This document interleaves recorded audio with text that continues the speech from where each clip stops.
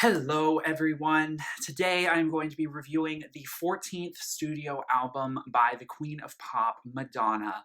This album is titled Madam X. It was just released this past Friday. My name is Arthur, by the way. I just wanted to give a quick shout out before I go into this video. I have reached 1,000 subscribers on this channel, which absolutely blew me away. It's the only sort of goal I had for this channel. Otherwise, I'm not really thinking any sort of lofty hope or any goal for beyond that. It means so much to me, so I just wanted to thank you all again so much. I hope you are enjoying these videos. I know they're a bit long, but I really want to make them in-depth reviews because I feel like most reviews gloss over things and they don't talk about every track, and that's what I want to do on this channel, that artist that I love. And boy, do I have a lot to say about this new Madonna record. Madonna is probably one of the few artists I read the most reviews about when a new album comes out. I don't know why, I've just been reading so many reviews lately for this new record. I'm just very curious to see how the mainstream always takes a new Madonna album. It's always a little bit hit or miss for the most part, but particularly this decade, it has been a bumpy road. And I will say just right off the bat that this album is an album I'm really excited to review. I was really kind of relieved to listen to at the end because it really gave me this feeling of artistry that I really think Madonna has been slightly below in recent years, particularly in the last 10 years or so. And this album, as many people have said, is her best since Confessions on a Dance Floor, which was released 13 years ago. So it's been quite some time since Madonna has released what I would consider to be such a quality political and artistic record. Although Confessions on a Dance Floor comes to mind, there are elements of that album featured here that make that comparison. But honestly, if I had to pick two albums that I think jump out the most from her catalog, and I know it's hard, you always want to compare her albums to her previous, you really shouldn't do that because she's constantly reinventing herself. But the two albums that really come to mind to me are Erotica and American Life. The latter being produced by Merways, who was the producer on a lot of the tracks off this time around, this record. So there is obviously a production parallel. He also helped out on some tracks off of Music, her 2000 album. So I see a little bit of that. I also see some glimmers of Ray of Light in there. It's a little bit more buried. Again, I don't really think she's quite made an album anywhere like Ray of Light before, since. And I don't think she ever will. I mean, I don't think she wants to repeat herself, so every record is going to be distinct. But there is definitely a comparison to be made to Erotica, being that Erotica was one of the other albums she made where she really embodied a semi-historical character, but then fictionalized it.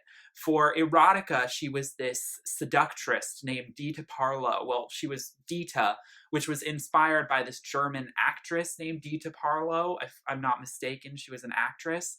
And she used that kind of image and aesthetic to sort of theme the whole record.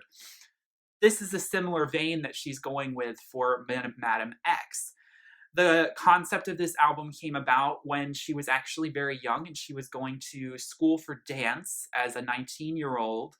And she had just come to New York and she had this fired up spirit and love of dance and love of music.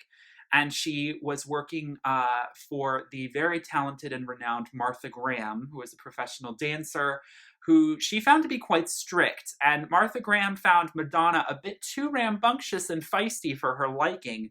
But ultimately, Martha pulled her aside and showed a sort of wise understanding of what Madonna was and how similar the two were actually in terms of their bold sort of choices in their career.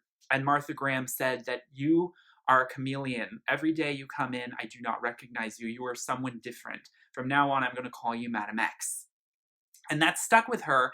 And more recently, when Madonna was relocated to Lisbon, Portugal, to move there and live because one of her elder adopted sons, David Banda, is a soccer player, working at a soccer school there, or soccer academy. I don't know what the right terminology is, but he plays soccer for a team that's based in Portugal.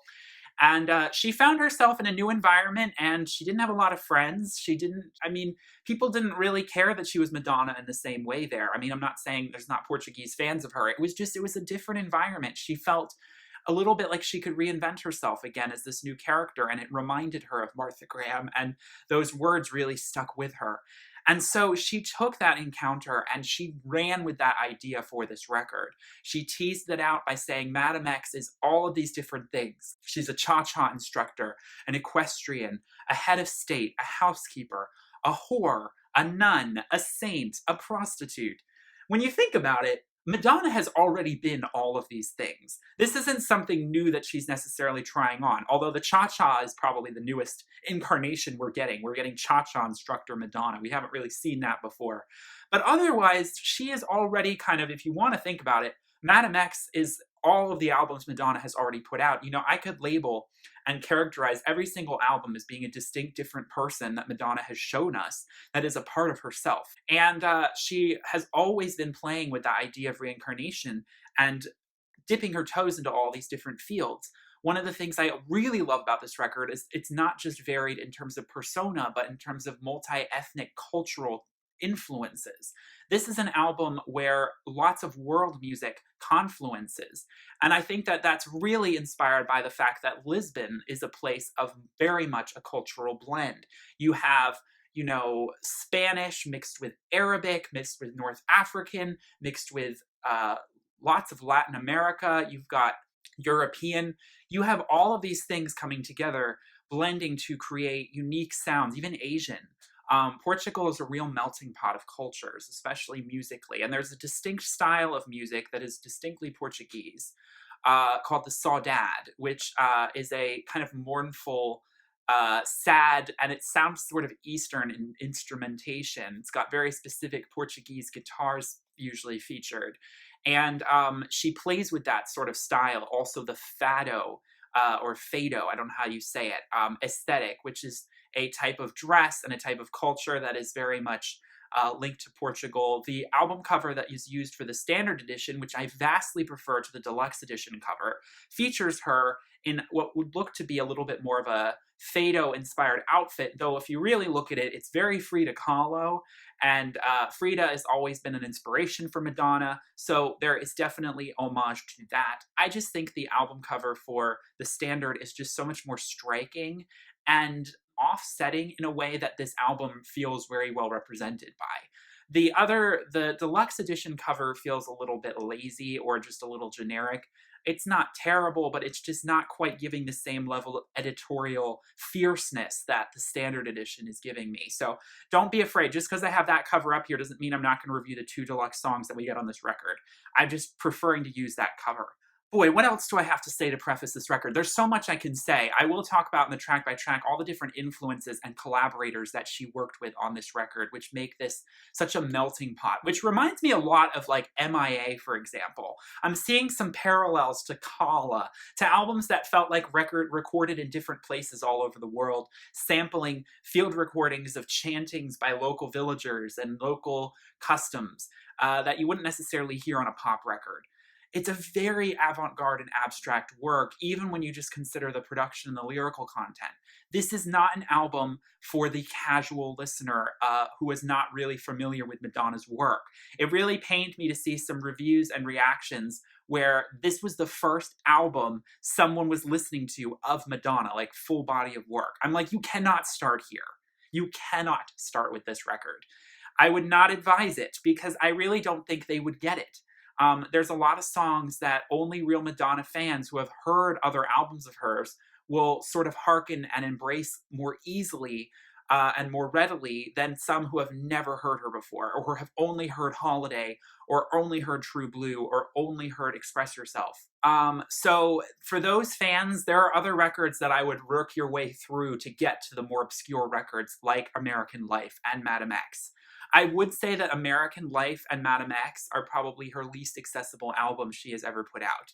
In terms of radio hits, all of her other records, maybe Ray of Light too, I would say Ray of Light as well, all of her other records have had very unique artistic licenses taken, some more than others, but there's always been a few songs that are very clear radio singles.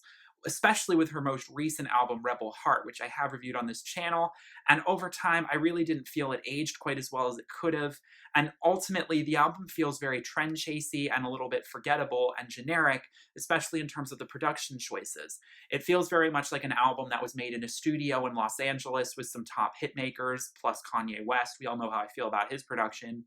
And it just falls flat for me. Whereas this is an album that felt like it took its time, that feels like it's really trying to pull from almost the complete antithesis of what American music is right now. Some people are saying, oh, this album is just chasing Latin reggaeton. She is utilizing Latin music a lot on this record, but to me, and for my own personal tastes, it's not the most generic version of reggaeton or Latin music. The fact that, the Maluma songs are probably the closest she gets to mainstream radio, they still are very unique and unlike anything I've ever really heard before. Then again, I haven't heard a ton of Latin music. I don't know what's necessarily playing on the radios down there all the time. These songs are definitely trying to go in that direction. I'm talking about two songs in particular, which Maluna, who is a Colombian songwriter, and rapper, singer who is featured, is on two of those songs. But let's dive right in here, because otherwise I could be talking about this for way too long. This video could be over an hour. I'm not sure how long this review is going to be. We'll see if my phone dies before it. The opening track, Medellin, I don't know how you say it, but it is the second largest city in Colombia. The song is talking about a sort of fever trip where one night in Portugal had her dreaming about going to the sunny tropical shores of Colombia, and had, as I said, what sounds like a very dizzying Latin sex dream with Maluma, as she embodies this cha-cha instructor who's sort of this older cougar-like woman who Madonna has kind of played in the past, let's be real. But she distinctly, it's rocking the black hair and the overalls and the very sort of what almost looks like kind of distinct like 40s European chic. It's like a very distinct style that she is referencing, and I wish I knew more exactly, but anyone in the comments will probably be able to fill me in. But I love the character that she's playing in that song, and I just love how bubbly and infectious it is. It's not the most upbeat song, even though it's very about the tempo and it's very about the warm-up feel. And a lot of people said that it was very good for sort of the warm-up of getting into sort of like a Zumba class, or getting the juices flowing. It does have that feel, and I think it's a great opener for the record because of it. Lyrically, it's pretty generic, but it's about just two lovers and a fantasy, and that's still really an interesting story that she's painting, I think, for us. Again, I don't have any problem with it. Dark Ballet, the second track, very different from Medellin and very political. I've talked about this song, and in the interest of brevity, I'm afraid I am going to have to sort of just let you guys know there is a link in the description where I talk a lot more about this song and its music video, which features Mickey Blanco referencing Joan of Arc. The song, in its maniacal construction, is very brilliant. I think it's a great sort of what feels a little bit like an interlude or a prologue to the record. Is just the best kind of head-scratching, thought-provoking Madonna track that you would expect off of an album like American Life. You could even have seen it on Confessions. You could have seen it on Erotica. It has that sort of manic construction to it that is at the same time very clearly but enigmatically shrouded, sending a message home that makes you feel like you've done something very wrong. Like you're like, oh God, Madonna's angry. Madonna's passively aggressively attacking this, this thing, and you're just like, oh boy, I don't want to be on the wrong side of her. But we all know where the anger is being addressed. And I talk a lot about that on this record in my review of that song, so I highly recommend you check it out if you haven't already. All right, so God Control, the third track. This is the longest track on this record, and along with Dark Ballet, probably the most sprawling, and like I said, I think maniacal is probably a good way to describe it. It is not a song for the faint of heart, who are, like I said, expecting a traditional pop song. It's not going to scare you, although there are some gunshots, which some people might think is a little controversial to include in a song about gun control. But it's the same way with when Lana Del Rey used gunshots in her God Bless America song. It was perfectly and deliberately ironic, and I think it was very needed to add context and to sort of add an element of urgency. So I don't have any problem with it. The song opens up and it really does sound like she is not really enunciating properly. She's like gritting through her teeth. I take the kids to school. It really is hard, every day and day to day. And I have to be honest, except for the first time I heard it, afterwards, it's really hard for me to hear that first verse because I'm just thinking, Madonna, open your mouth. Like, are your grills on? Like, can you not enunciate properly? I get where that sort of anger is coming from because it is sort of like, oh my God, I'm so pissed. Here's another mass shooting. When is gun control going to become something we do in this country?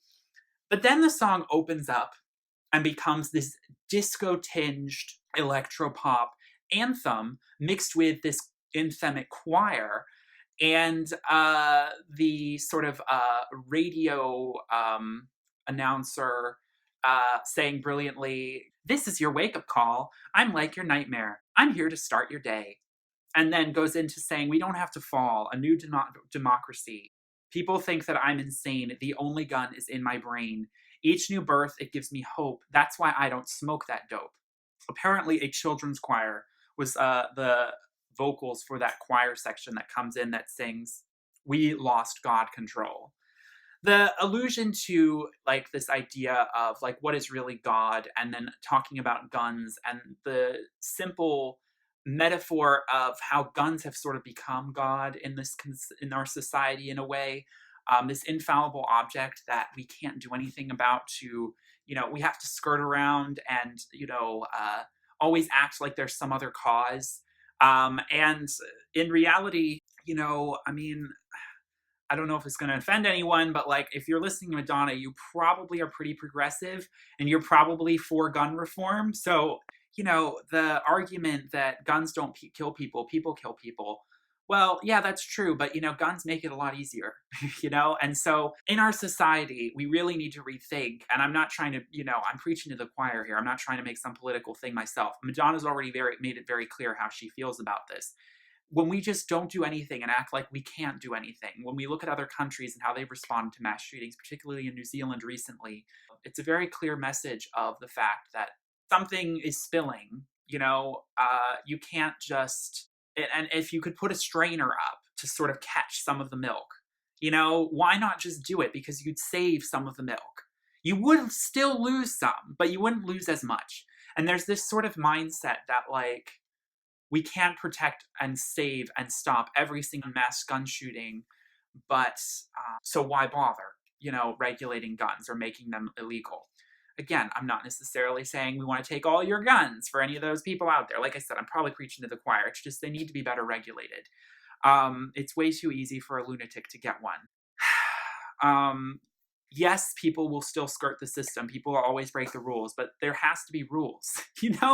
People are always going to break laws, but that doesn't mean we shouldn't have them. I'm just, I don't know. So yeah, people are the abnormal fraternity, as she describes. We got to wake up, and I love the way it ends with that because it's just echoing in your skull, basically, like getting that point across.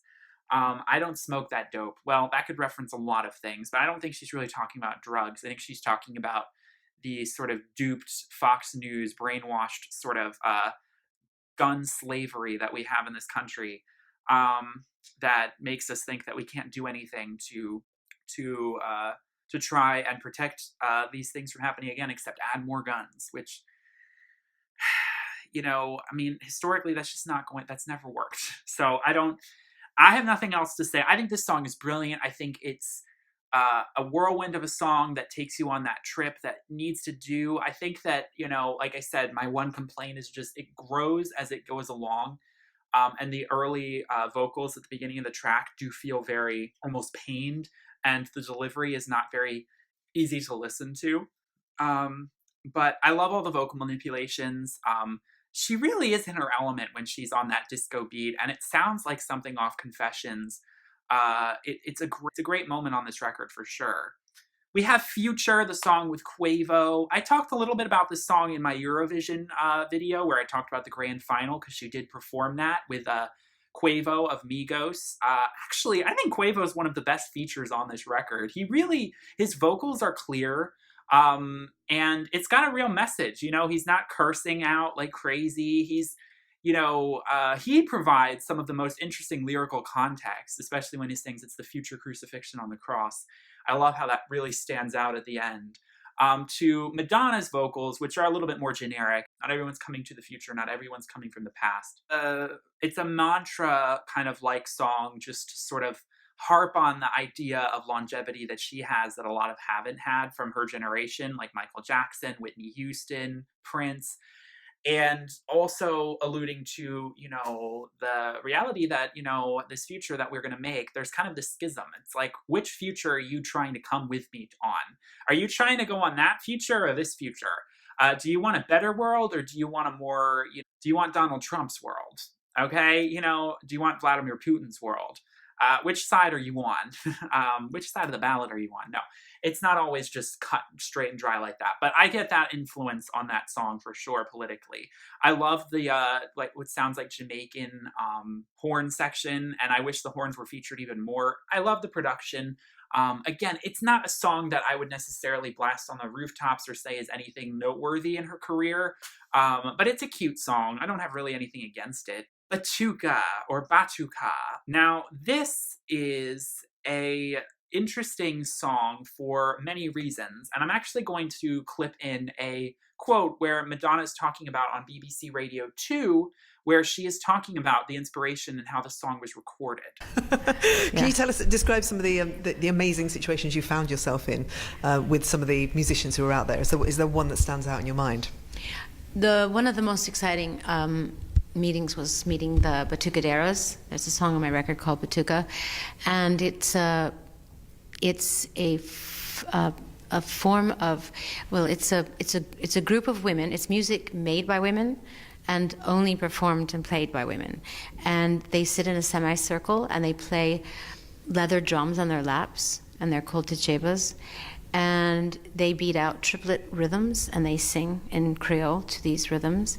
And they're all songs about overcoming oppression and not fearing no evil. And they're songs of empowerment. And I was really moved not only by the sound of them, because the sound of their music is unbelievable, but what they were singing about was amazing. And I was like, what? This is insane. I have to work with them. And these women are from the islands of Cape Verde. So as you know, she encountered these Batucadeiras, and she created a song that is completely unique to anything she's ever made before, and highlighting a specific form of music that is very unknown to the West. And I think that that is a wonderful and very MIA move to make for her, and it's one of the great things about this record.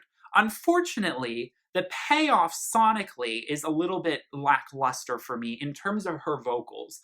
My only issue with this song has nothing to do with the production or the fact that it features some amazing, women singing. I think that Madonna's very processed auto-tune voice comes across very harsh against what should be a very organic sounding song. This is not a song you want to auto-tune. You don't want to auto-tune the raw, impassioned vocals of this African woman singing this song. It just wouldn't sound right, because that's not what this kind of tribal ethnic music is about.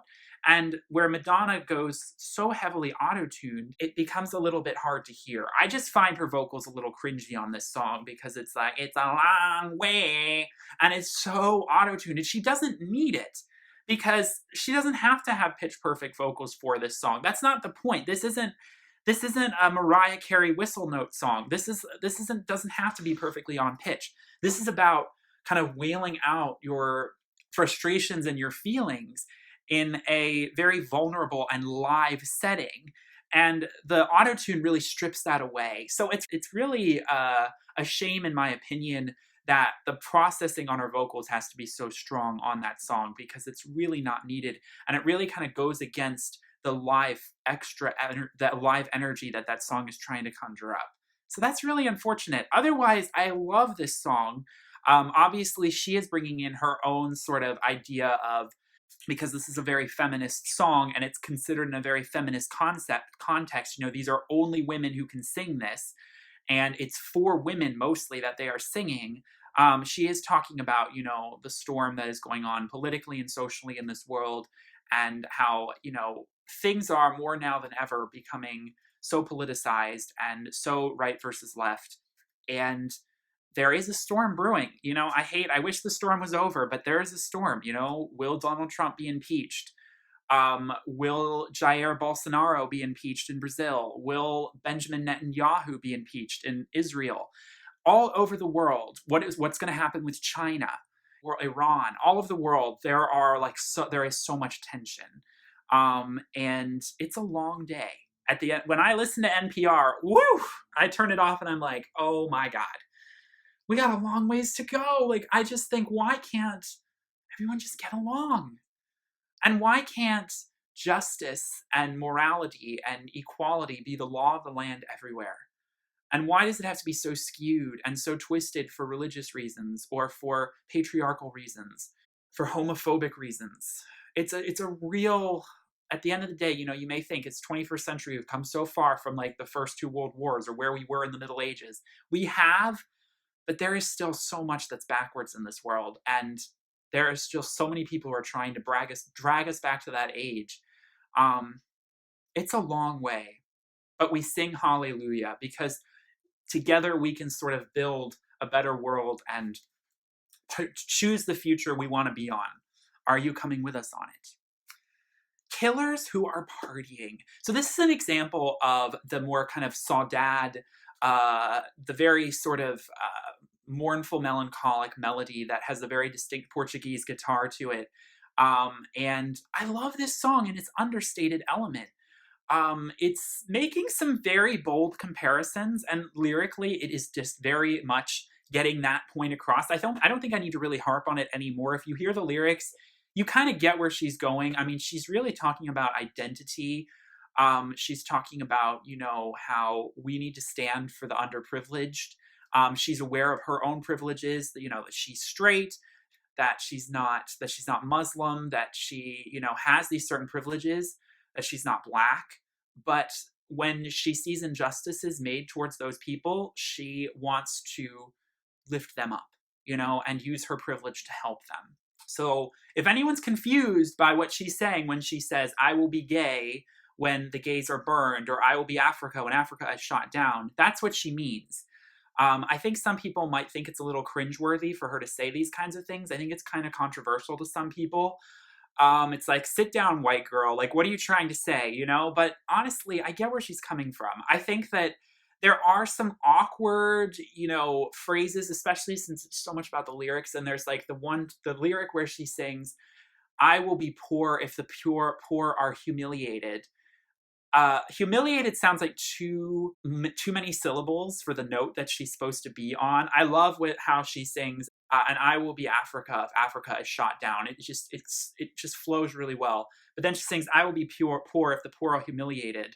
And I'm like, is humiliated the best analogy there? Would it be a child if the children are exploited? Honestly, if I had written the song, I would say, I will be poor if the poor are exploited. Because think about how many times the poor are exploited in our society. And then I would say, and I'll be a child if the children are humiliated. I think humiliation is one of the biggest injustices done against children. You're too young, you don't understand what you're talking about, and then there's bullying in schools. So I really don't quite understand those verbs being placed where they are in the phrase.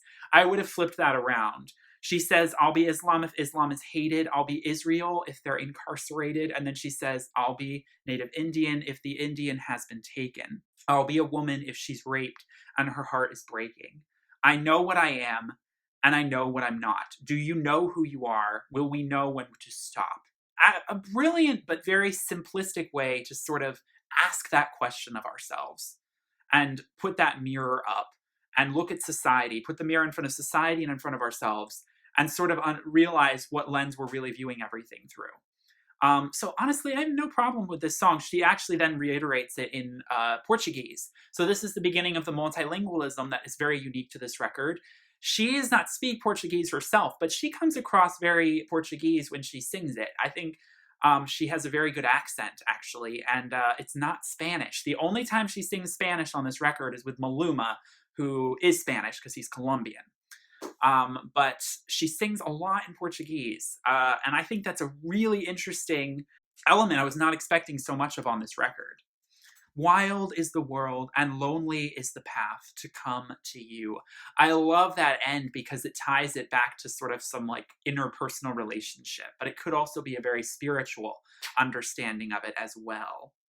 That takes us to the track Crave featuring Sway Lee, the beautiful, airy, swaying acoustic guitar laden song that features some gorgeous harmonizations between the gorgeous falsetto of Sway. I love his vocals. Every time he's featured in a song, and I haven't listened to his own music, people always rip on him, he sounds very bored and he's sort of just floating. I really like his unique sound, his falsetto, his high notes. His vocal is very rich to me, and I think he actually has a very distinct sound that blends beautifully with Madonna's. They create a beautiful, comforting mid-tempo track that is just a nice moment of, escapism. I feel like the album gets kind of heavy politically and sonically, and it's very sort of abrasive. It's like she's really trying to break down walls and really trying to kind of make you uncomfortable with what she's saying. And Crave is that moment of respite and that turn in the album when it's carefree and it's romantic and it's that summer evening, on the patio, strumming a guitar and wistfully thinking about romance and roses. An absolute highlight for sure on this record. Love this song. Love Merways' production. It's shimmering. It's a little bit what sounds almost Middle Eastern to me. I don't know. It's just got some ethnic tinges to it that I love. We blend into Crazy with this accordion that makes you feel very European, that makes you feel like you're in Portuguese Liz Street in Lisbon with some accordion busker. And she sings a lot in Portuguese on this track.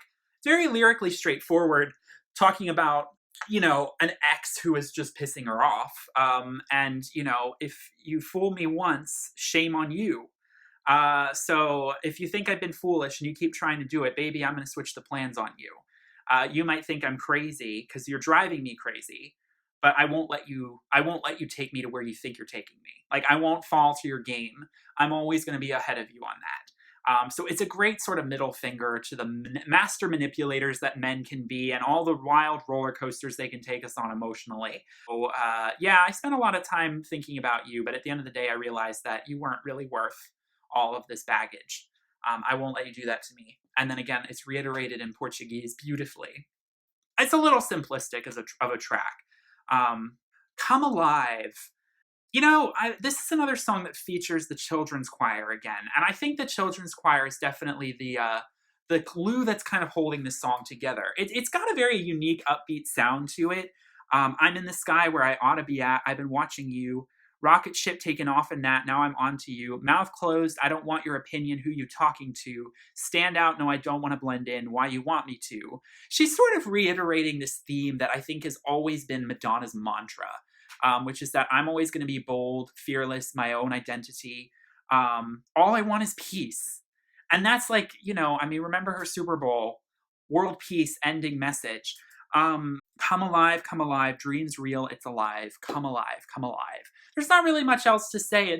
This is a very optimistic, hopeful song that is just sort of restating her message and her headspace, at the end of the day. Like, it's just hopeful and uplifting, and it gathers and gathers and builds to a spiritual moment at the end when it crescendos with the children's choir. I think that's what really pays off for this song for me. Otherwise, it's a little bit it's a little forgettable in terms of every other aspect of it.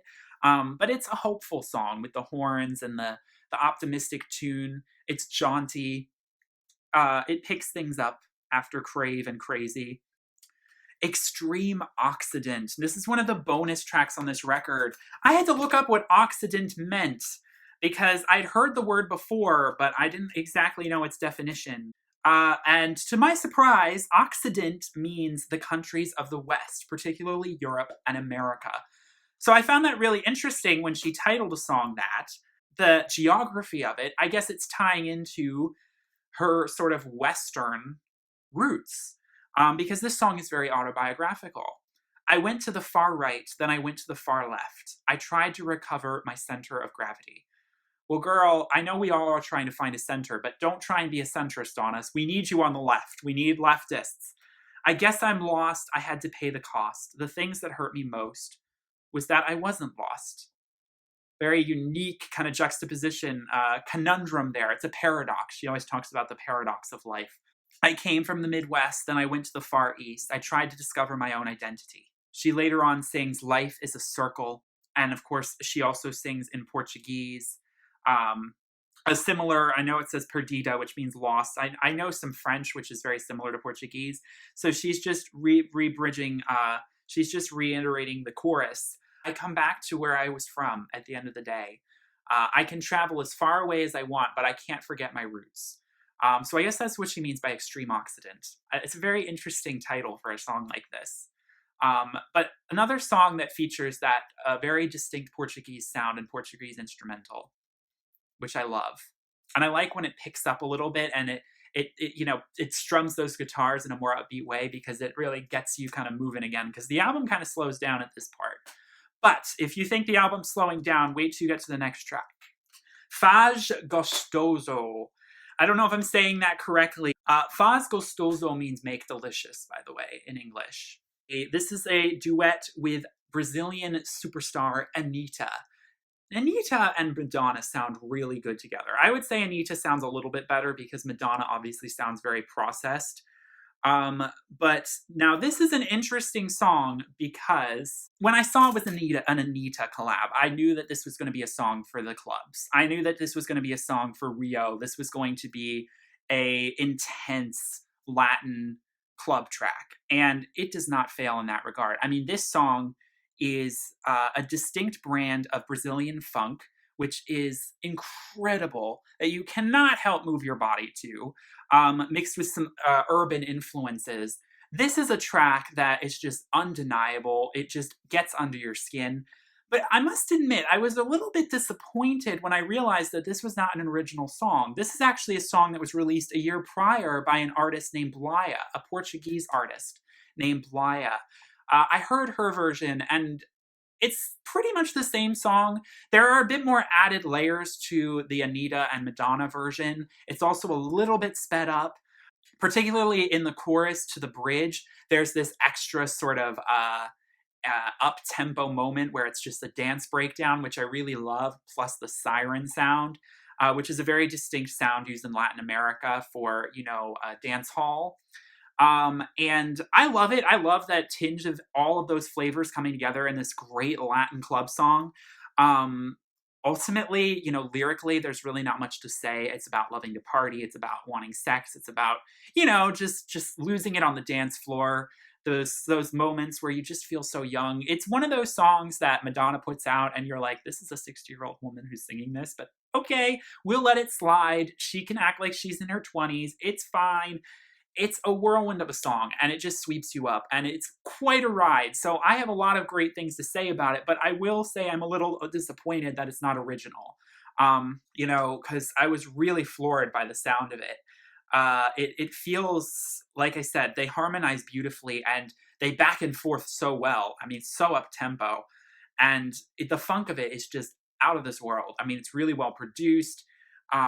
Bravo to Blaya for this song, because without her, it probably, the inspiration was just such a rich song already. And Madonna and Anitta certainly didn't hurt it. I just wish it was more original, because I really think that I owe Blaya the credit, not Madonna or Anitta, which is a little a shame, but oh well. Bitch, I'm Loca, featuring Maluma. I'm not surprised that this song sounds the way it does. When I saw the title, when I saw who it was featured by, I was like, okay, this is going to be one of those songs. This is going to be one of those songs. Classic Latin trap, dance, urban, I don't know what else you want to say. Honestly, it's kind of a jam. It's kind of a jam. There's some roboticized vocals, which again, I'm not surprised by. Madonna's just having fun. The spoken word outro, it's a little cringe. It's definitely not something I would play for my parents. Madonna is definitely flaunting her sexual prowess for sure. I do like that she calls him Mr. Safe. It's cute. don't know really what else to say. It's fun. It's a song that you turn up to. It sounds like it sounds like a song that would have been all over the radio in like 2014, like Talk Dirty to Me. It has a little bit of that same sound. Jason Derulo, yeah, but lyrically, there's not really much to analyze. All right, okay, so now we come to the real sort of outlier song on this record that doesn't sound like anything else on the album.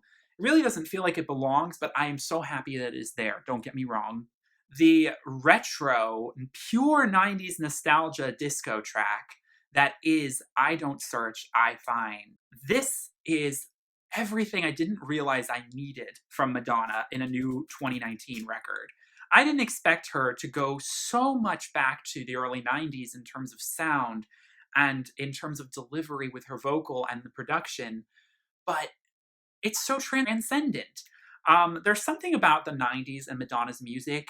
It can be very sexual, it can be very abrasive, it can be very spiritual. There is something so spiritual about it and so transcendental about a song that could just purely be about sex. So I know that this song might sound like it's just about like deep romance and sort of like a continuation of Truth or Dare, but I see a lot of significance spiritually to this song as well, talking about, manifesting your own reality and your destiny. Finally, enough love. The house is so strong on this song, the house elements.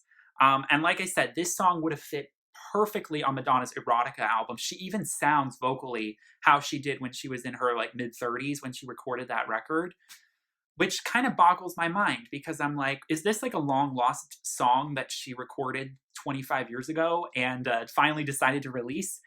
Because Madonna doesn't like to repeat herself, and creating a song that is so distinctly throwback is kind of unusual for her. Because again, like I said, it fits right in with Erotica, thematically and sonically. It's our gypsy blood. We live between life and death, waiting to move on, and in the end we accept it. We shake hands with our fate, and we walk past. There's no rest for us in this world. Finally, enough love. The endless search for love can feel like this grinding, grueling task, but it's the search that actually is the thrill, And so she's saying, I find, I discover, I create. I don't hopelessly search because there's no hopeless element to it for me. There's no desperation. There's just the thrill of the chase, and I live for it. So she's trying to turn something that could sound like a sort of very tiring process, which is searching for love endlessly, into a sort of celebratory, existential process that we all live and breathe. And it's our gypsy blood. We're constantly moving from one thing to the other, and we know what love is, so we don't feel like we need to find it so deeply. I must admit, I'm not really there in my life right now. I certainly cannot say finally enough love. I have not had nearly enough love yet to feel like I can be at that space where I can sort of recline with this house song in this sort of like New York gay bar and just be like, oh, I can just have fun now. I know what love is. I've satisfied that hunger, and now I can just live and let live. Not quite at that stage, but when I am there, this is going to be one of those go-to songs for me. And this song makes me really want to rediscover the Erotica album because I haven't heard the full album in a long time. And it's the next album I want to review of hers on this channel. I will do it at some point, I promise, because I want to review more Madonna on this channel because I have so much to say about it. Okay, we have the other bonus track, Looking for Mercy. Mercy is the name of one of her daughters, by the way, but I think it's also the idea of Mercy more than it is the fact that it's the name of her daughter, but it's an interesting sort of crossover for sure. I think lyrically it's one of the most vulnerable songs on this record because she is really kind of letting her guard down and letting us into the dark, kind of tormented nights where she's up and she can't find peace of mind spiritually, romantically, mentally. I love the line, is it really love if it hurts? Is it really pain if it's inside? On the outside, I'm strong. Hold my hand. Please sympathize. We're all looking for that someone to hold us. And so it's a little bit of a total 180 from I Don't Search, I Find, which is saying I don't need anyone like that. And this song is asking, so it's desperately pleading for either someone physically to come and lift her up, or for God. And she has expressed she is very religious, for God to show her the way, through, to give her the peace of mind, to outlive this hell. And this hell could mean her personal life, but it can also be the broader context of we all need someone to help us get through the tumultuous political times we are living in right now, so that we can rise above. Sonically, I think the song builds and then falls a little flat because it feels a little redundant and a little heavy-handed in terms of the looking for mercy, looking for mercy. It doesn't really stand out for me melodically, but there is some build in the pre-chorus that I think adds the drama that I think I needed from it, makes it theatrical, and it lets her shine. But I don't quite feel like I'm feeling what she's saying to the extent I think we could. It does feel a little bit more like, oh yeah, I get what she's saying, but I'm not really feeling that emotion from her. It feels like she's just reading a script. But I don't believe she is, and I really do think that with repeated listens, this song has slowly grown on me more. It was just one of the initial listening, it wasn't quite jumping out at me sonically. The final closing track, I Rise. You know, it was the second track we heard from this record, which I thought was interesting. She opened up the album and closed the album with the 2 lead singles that she put out. This song at the beginning features a speech by Emma Gonzalez, who was one of the Parkland shooter survivors. And she made a very powerful speech about the youth of today and how we're constantly humiliated by older people saying, you know, it's not our turn yet. We don't know what we're talking about. We can't be in government. And I think this is the anthem for the Alex Ocasio-Cortezes of the world, for the young people to sort of say, like, I rose above it all. I rose above all the people saying I couldn't do what I really am capable of. And this world needs more of those kinds of people. But of course, Madonna is not a spring chicken. So for her, this is also, again, just expressing that sentiment of it's really tempting in this day and age to fight back tooth and nail and to stoop to their level. But at the end of the day, we need to think about our own karma. We need to think about the consequences of our own actions, and we need to rise above. However, the whole when they go low, we go high thing, if we're talking about politics, I definitely think the Democrats have gone a little too prudish in terms of, oh, well, we can't possibly ever stoop to their level and fight back, because Republicans are just taking advantage of them at this point. So politically, I get the sort of sentiment, but I'm a little sick of that because I'm like, come on, we need to actually fight.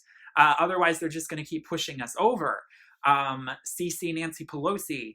Anyway, another subject. I won't go into that, but I already stepped into that minefield. Some very roboticized vocals towards the end, and I must admit that's sort of the one thing that kind of takes me out of the song. Apparently, this contains lyrics from an unreleased song called Freedom that leaked back in 2015, which is pre-Trump. So this is a message that, you know, she's always been about. This isn't just about today's politics, but it's just very prevalent today. But it's a little repetitive, and like I said, it devolves into such heavily processed vocals that, like Batuka, I sort of lose the authenticity of it. And it just feels like kind of cashing in. It feels like a bare minimum. And it doesn't feel like a lot of effort was put into the sonics. But, you know, there's some interesting production with a little bit of an urban tinge that has that spunk that keeps the album sort of on an open-ended note as we end this. So, you know, I'm a little bit torn about this song. It's not my favorite. I get behind, of course, the lyrical content. But, you know, I think there's songs that make even bolder message, and they end up being more impactful because they're so memorable, like Killers Who Are Partying, for example. Okay, so all in all, we have a true roller coaster and whirlwind of an album. It takes you all over the place. It takes you to lots of different Latin countries, which I love. Lots of different instrumentation is featured. Lots of unique production and avant-garde and unexpected twists and turns. It's got elements that I think tie it together beautifully to create a very enigmatic Madonna record. Like I said, what makes this album so much stronger than her more recent albums is the fact that it is not trying so desperately to cater to American radio. It might be trying to cater to Latin radio a little bit, and I can understand that argument.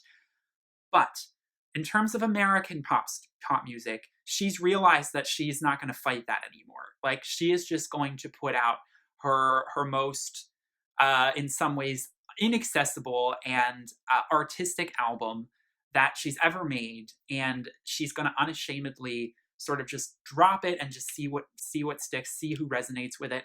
And people who don't, good for them, but that's their problem, not hers.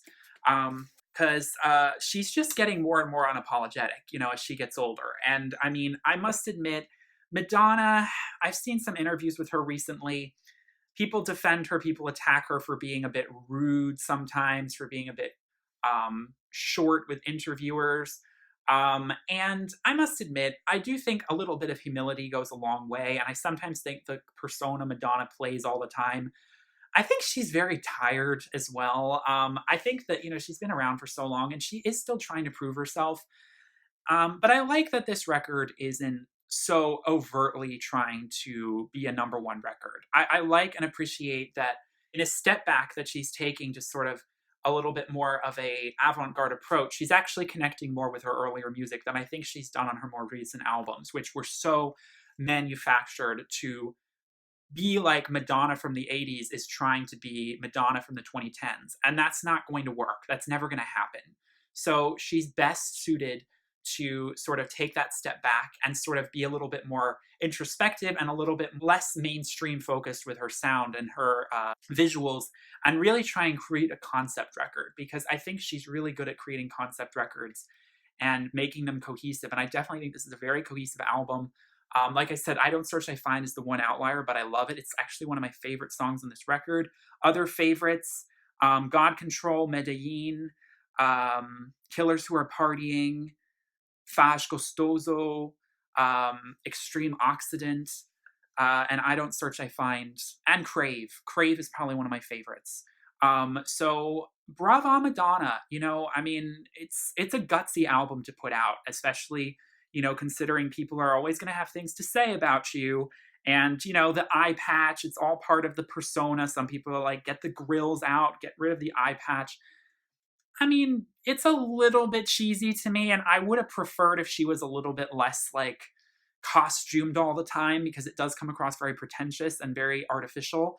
But at the same time, I get that she's committing to a character and she's committing to a concept, and I really appreciate that, because it shows that she really, really feels her music and she really cares about what she is putting on a show for, and keep creating this artistic vision. At the end of the day, that's what really matters with her. She's not going to be known that much for her vocals. What she's really going to be known for is the stories that she told and the imagery that she created with her music, and the themes and the concepts and the people she touched.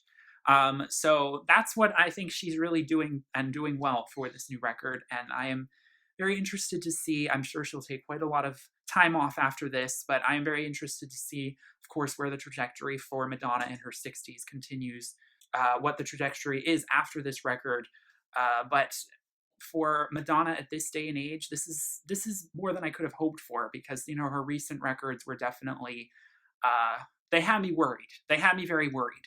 And I was just wanting her to, like I said, just show a little bit more of that wizened maturity, and to really take the time to create a record that tells a story that is more than just surface level hits and production, that is more unique and artistic. And she delivered that. But, there are some misses on it for me. So let me know what you thought in the comments. I'll be interested to know. I hope I touched on all the interesting Easter eggs and all the interesting facts, but I'm sure there's tons that you'll fill me in on in the comments. I hope you enjoyed this review. Thank you all so much for watching. Stay strong, stay beautiful. And thank you all for watching. Have a wonderful day. Peace, love, and light. Bye.